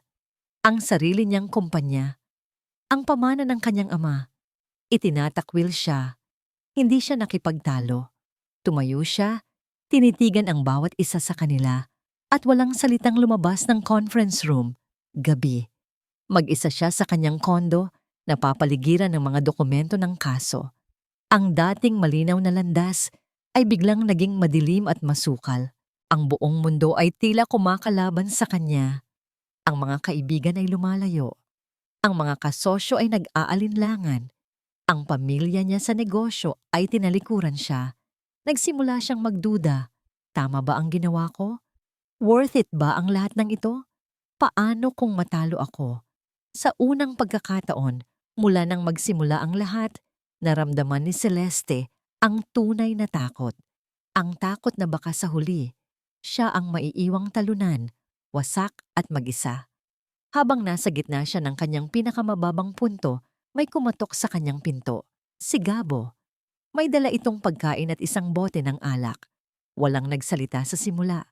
Inayos lang ni Gabo ang mga pagkain sa mesa. Huwag kang bibitaw ngayon, Celeste, sabi ni Gabo. Binasag ang katahimikan. Malapit na. Ito mismo ang gusto nilang mangyari. Paano ako lalaban, Gabo? Garalgal na tanong ni Celeste. Tingnan mo ako. Wala na sa akin ang kumpanya. Ang pangalan ko, dinungisan na nila. Ano pa ang natitira sa akin? Umupo si Gabo sa tapat niya. Ang katotohanan at ang katapangan mo. Celeste, ginagawa lang nila ito dahil wala na silang ibang alas. Hawak natin ang lahat ng ebidensya. Kaya't ang tanging paraan para manalo sila ay sirain ka bago pa man umabot sa korte. Huwag mong ibigay sa kanila ang gusto nila. Tandaan mo kung sino ka. Anak ka ni Ricardo Reyes. Mas matibay ka kaysa sa inaakala mo. Ang mga salita ni Gabo ay parang isang sinag ng liwanag sa kadiliman. Huminga siya ng malalim. Pinunasan ng namumuong luha sa kanyang mga mata. Tama si Gabo. Hindi pa tapos ang laban. Ngunit nang akala niya ay nahanap na niya muli ang kanyang lakas, tumunog ang kanyang telepono. Isang international number. Si Mr. Chen, ang pinakamalaki at pinakaunang investor ng Reyes Legacy Holdings, isang matalik na kaibigan ng kanyang ama na nakabase sa Singapore. Celeste, sabi ng matandang lalaki sa kabilang linya. Ang kanyang boses ay puno ng pagkadismaya. I heard the news. This is unacceptable. My family's investment is built on trust and reputation. You have 48 hours to fix this mess. Get your name cleared, get the board to publicly support you again. If not, I will pull out every single cent of my investment. Ang tawag ay naputol. Nanigas si Celeste. Hawak ang telepono. Kung aalis si Mr. Chen, magkakaroon ng domino effect. Susunod ang ibang investors.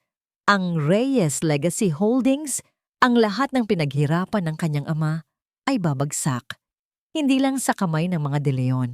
Babagsak ito ng tuluyan. 48 oras, 2 araw para ayusin ang isang gusot na sinira ang kanyang buong buhay. Ang lahat ay tila nawala na. 48 oras. Ang ultimatum ni Mr. Chen ay parang isang bombang may tiyempong sumasabog. Ngunit sa halip na tuluyang sumuko, ang ultimatum na yon ang nagsilbing apoy na muling nagpaalab sa naghihingalong determinasyon ni Celeste. Wala na siyang pakialam sa chismis. Wala na siyang pakialam sa opinyon ng iba. Ang tanging mahalaga ngayon ay ang korte, ang hukuman ng katotohanan. Ang araw ng unang pagdinig ay dumating. Pagbaba pa lang ni Celeste mula sa sasakyan, sinalubong na siya ng isang pader ng mga kamera at mikropono. Ang mga tanong ay parang mga batong ibinabato sa kanya. Mrs. Reyes, totoo po bang may relasyon kayo ni Attorney Santos? Bakit ninyo idinimanda ang sarili ninyong asawa? Totoo bang sinusubukan ninyong agawin ang kumpanya? Hindi siya tumigil. Hindi siya sumagot. Naglakad siya ng diretso.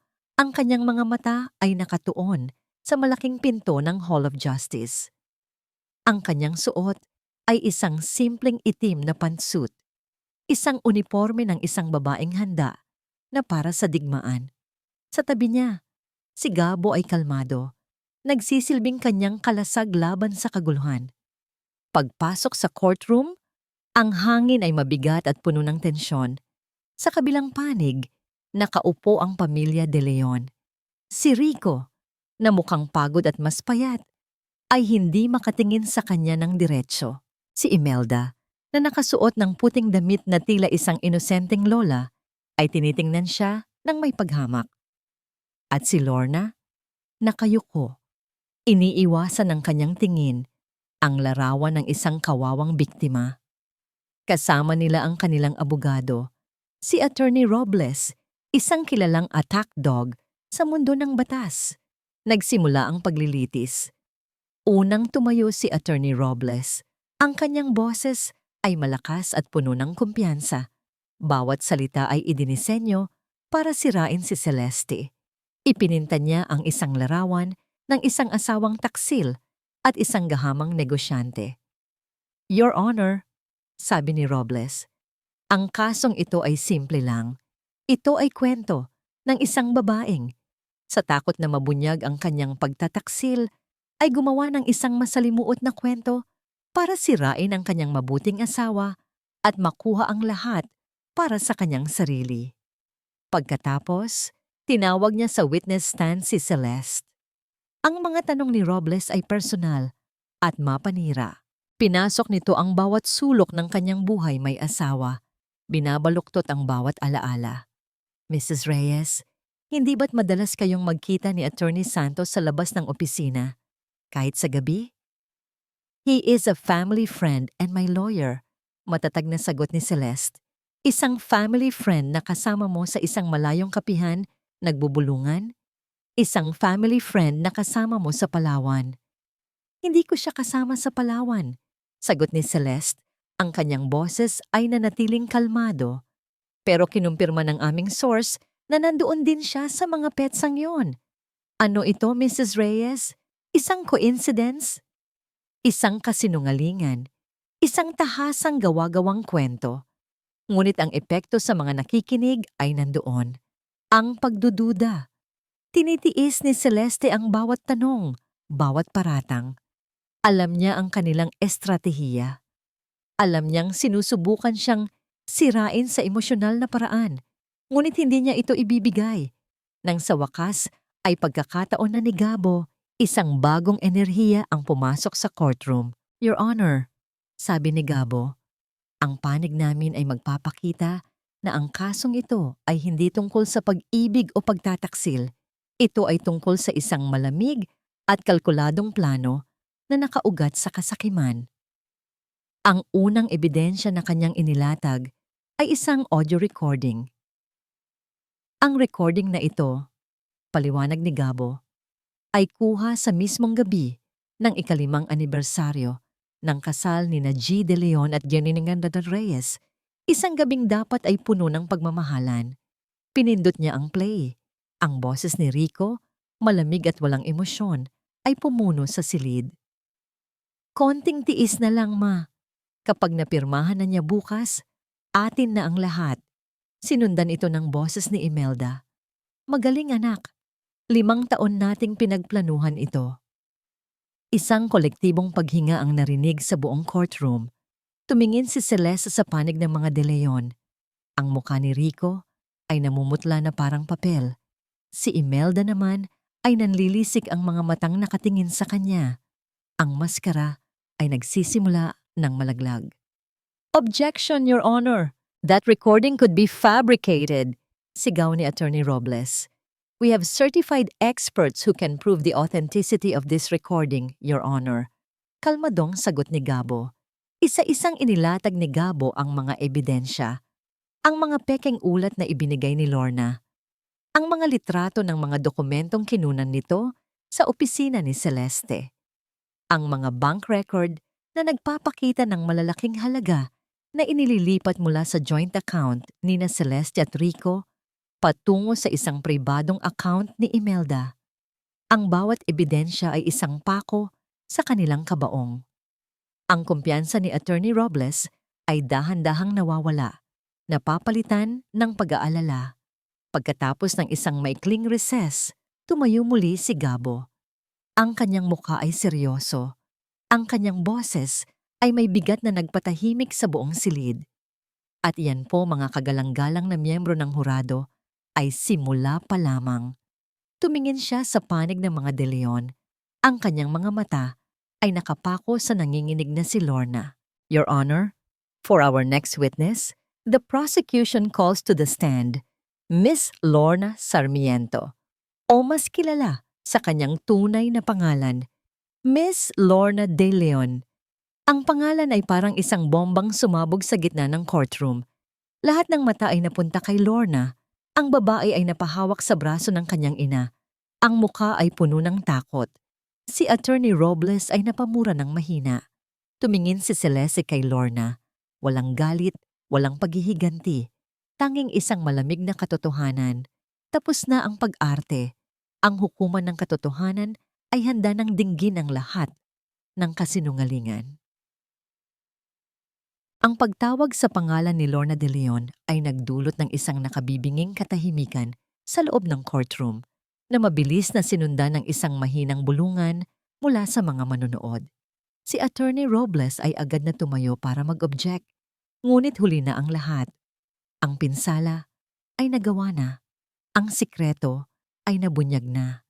Nanginginig na tumayo si Lorna, inaalalayan ng isang court officer papunta sa witness stand.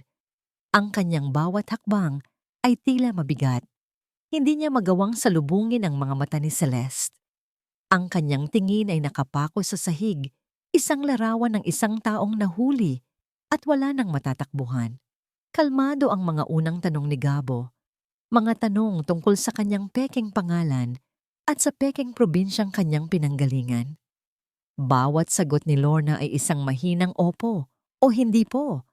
Ang kanyang boses ay halos hindi marinig. Ngunit ang kasukdulan ay dumating nang maglabas si Gabo ng isang malaking monitor sa gitna ng korte. Miss De Leon, sabi ni Gabo, maari mo bang sabihin sa hukumang ito kung ano ang ginagawa mo sa simbahan ng Quiapo noong ika-14 ng Setyembre? Nagdadasal lang po. Halos pabulong na sagot ni Lorna. Nagdadasal? Ulit ni Gabo. Kung ganoon, maaari mo bang ipaliwanag ang larawang ito? Sa isang click, lumabas sa monitor ang litrato, ang yakap ni Imelda kay Lorna sa loob ng simbahan. Malinaw, detalyado. Napaigtad si Lorna, ang kanyang mga mata ay nanlaki sa gulat.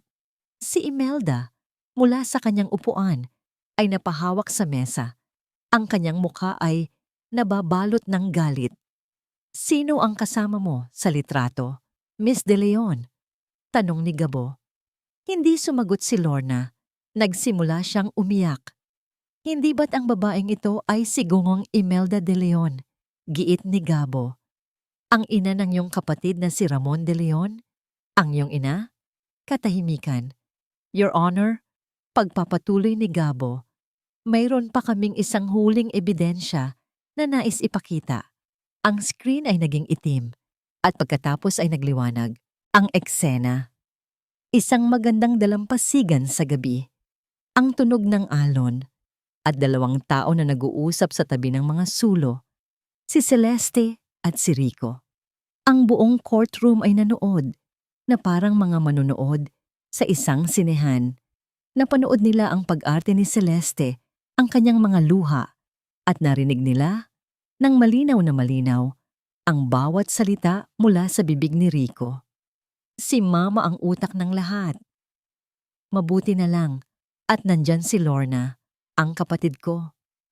Ang yaman mo ay magiging yaman natin. Ang video ay nagpatuloy. Bawat salita ni Rico ay isang dagok sa kanyang sariling depensa. Bawat pag-amin ay isang pako na lalong nagbaon sa kanya sa hukay na kanyang ginawa. Nang matapos ang video, wala ni isang tunog ang maririnig sa silid. Ang lahat ay nakatingin kay Rico, na ngayon ay nakayuko. Ang kanyang mukha ay nakatago sa kanyang mga palad. Ang kanyang mundo, tulad ng mundo ni Celeste noon, ay gumuho sa isang iglap. "Wala na akong ibang katanungan, Your Honor," sabi ni Gabo, umupo ng may dignidad. Si Attorney Robles ay tumayo. Ngunit halata sa kanyang kilos na siya ay natalo na. Sinubukan niyang i-cross-examine si Rico, ngunit ang kanyang kliyente ay hindi na makasagot ng maayos. Ang kanyang mga salita ay nauutal, ang kanyang mga sagot ay nagkakasalungatan. Siya ay isang taong wasak. Nang si Rico ay nasa witness stand, tila wala ng pag-asa. Isang bagay na hindi inaasahan ang nangyari. Isang huling desperadong galaw. Kasalanan niya ang lahat. Biglang sigaw ni Rico, itinuro ang kanyang ina, si Imelda. Nagulat ang lahat. Maging si Imelda ay napatingin sa kanyang anak, hindi makapaniwala. Mula pagkabata, humagulgol si Rico. Tinuruan niya ako na ang pera ang pinakamahalaga sa lahat, na kailangan kong gumamit ng ibang tao para umangat sa buhay. Pinilit niya ako. Biktima lang din ako. Ang akusasyon ay isang kidlat na tumama sa gitna ng pamilya De Leon. Sinungaling. Ang dumadagundong na sigaw ni Imelda, tumayo mula sa kanyang upuan. Ang kanyang mukha ay nababalot ng puot. Ang imahe ng isang mabait na lola ay nawala na, napalitan ng isang halimaw. Walang utang na loob. Pinalaki kita para maging hari, hindi para maging isang duwag. Ibinigay ko sa iyo ang lahat, at ito ang igaganti mo sa akin. Nagkagulo ang courtroom. Sinubukan ni Attorney Robles na pakalmahin si Imelda, ngunit ang babae ay parang isang mabangis na hayop na nasukol. Nagpatuloy siya sa pagmumura at pagsigaw sa sarili niyang anak. Si Rico ay umiiyak na lamang sa witness stand, isang larawan ng isang taong tuluyang nawasak. Si Lorna, sa kanyang upuan, ay nakatakip ng tainga. Tila gustong takasan ang bangungot na nagaganap sa kanyang harapan. "Order in the court! Order in the court!" Sigaw ng hukom. Paulit-ulit na ipinupukpok ang kanyang gavel. Kinailangan ng mga court sheriff na pilit na ilabas si Imelda, na patuloy na nagwawala at isinusumpa ang pangalan ng sarili niyang anak. Ang perpektong pamilya ng mga manloloko ay sinira hindi ng batas, kundi ng kanilang sariling kasakiman at pagkakanulo sa isa't isa. Napanood ni Celeste ang lahat ng ito, ang pagbagsak ng mga taong sumira sa kanya. Ngunit sa halip na makaramdam ng saya o tagumpay, ang naramdaman niya ay isang kakaibang kahungkagan. Ang digmaan ay tapos na. Ang mga kaaway ay talunan. Habang inilalabas ng mga gwardya ang umiiyak na si Rico at ang tulalang si Lorna, nagtama ang kanilang mga mata ni Celeste. Sa mga mata ni Rico, nakita niya ang pagsisisi at pagkatalo. Sa mga mata ni Lorna, nakita niya ang takot at kahihiyan. Ngunit sa mga mata ni Celeste, wala silang nakita. Walang galit. Walang awa. Tanging isang babaeng nakatayo pa rin matapos ang pinakamatinding bagyo. Ang laban ay tapos na. Ngunit ang mga sugat ay naroon pa. Lumipas ang ilang buwan. Ang ingay ng iskandalo at ang drama sa korte ay dahan-dahang napalitan ng katahimikan. Tulad ng inaasahan, ang hatol ay naging pabor kay Celeste. Guilty. Ang pamilya De Leon ay napatunayang nagkasala sa kasong syndicated estafa at nahatulan ng maraming taong pagkakakulong. Ang annulment ay ipinagkaloob. Ang pangalan ni Celestina Reyes ay nilinis. Ang balita ng pagbagsak ng mga De Leon ay naging headline. Ngunit para kay Celeste, ito ay isang malayong ugong na lamang. Hindi niya pinanood ang pagbasa ng hatol. Tinawagan na lamang siya ni Gabo para ibalita ito. Tapos na, Celeste. Nanalo tayo, sabi ng abogado sa kabilang linya. Isang simpleng, salamat Gabo lamang ang kanyang isinagot. Walang pagdiriwang, walang party. Para sa kanya, ang tunay na tagumpay ay hindi ang pagkakakulong ng kanyang mga kaaway, kundi ang kapayapaan na unti-unti niyang nararamdaman. Ang unang ginawa niya matapos ang lahat ay ipinagbili ang mansyon sa Forbes Park. Masyadong maraming alaala, masasamang alaala ang nakakabit sa mga padernyon. Sa huling pagkakataon, nilibot niya ang bawat silid. Ang balkonahe kung saan nagsimula ang lahat. Ang silid tulugan kung saan siya nagkunwaring tulog. Ang sala kung saan siya hinarap ni Imelda. Hindi na ito isang tahanan. Isa na itong musoleo ng mga kasinungalingan. Kinuha niya lamang ang mga larawan ng kanyang mga magulang at ang ilang personal na gamit. Ang lahat ng bagay na may kaugnayan kay Rico, ang mga regalo, ang mga alahas, ang mga damit, ay ipinaiwan niya para sunugin kasama ng nakaraan. Ang Reyes Legacy Holdings na minsang nasa bingit ng pagbagsak ay muling bumangon. Sa paglabas ng katotohanan, bumalik ang tiwala ng mga investor, lalo na ni Mr. Chen na personal na tumawag para humingi ng paumanhin at doblehin pa ang kanyang investment. Muli siyang bumalik bilang CEO, ngunit sa pagkakataong ito, mas matalino na siya, mas maingat, at may isang bagong uri ng kumpiyansa. Sa kanyang pagbabalik, sinalubong siya ng palakpakan mula sa kanyang mga empleyado at ng board of directors. Si Jay Velasco ay personal na lumapit sa kanya. Patawarin mo kami, Celeste. Nagduda kami sa'yo. Ngumiti lamang si Celeste.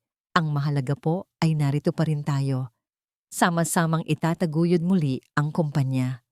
Natutunan na niya ang halaga ng pagpapatawad, hindi para sa kanila, kundi para sa sarili niyang kapayapaan. Isang gabi, ilang buwan, matapos ang lahat, nakatayo si Celeste sa balkonahe ng kanyang bagong tahanan. Isang modernong penthouse unit sa puso ng BGC.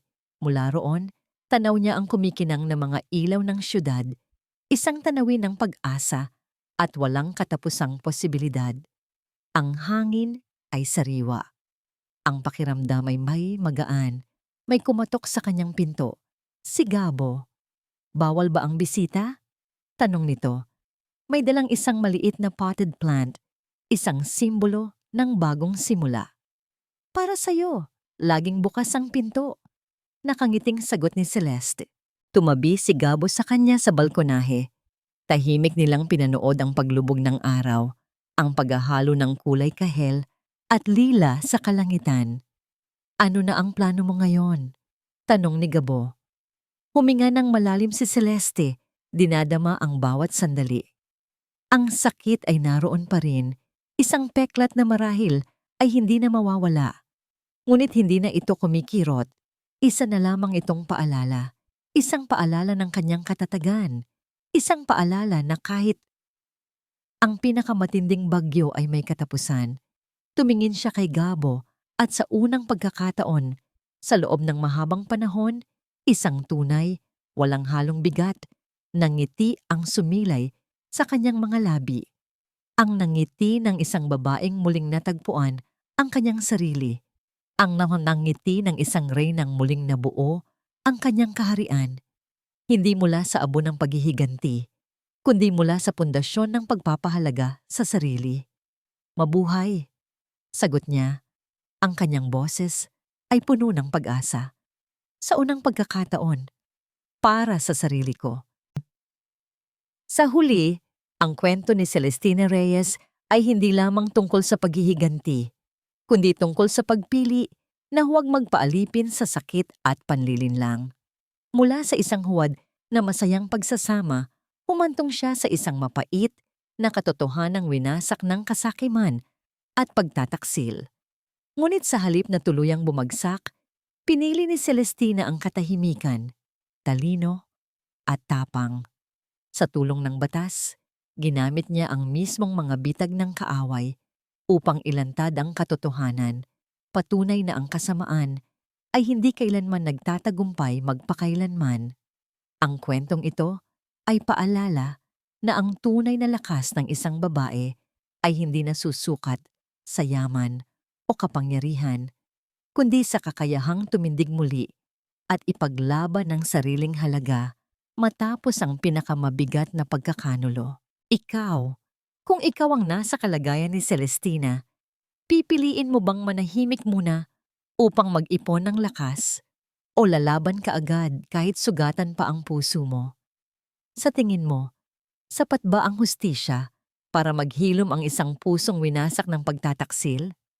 Bago tayo magtapos, gusto kong kamustahin kayo. Kumusta ang puso at isipan ninyo ngayon? Sana, kahit sa simpleng paraan, ay nakahanap kayo ng lakas sa kwentong ito. Ibahagi ninyo ang inyong saloobin sa comments. Nandito lang ako, nakikinig at nagpapasalamat sa bawat isa sa inyo.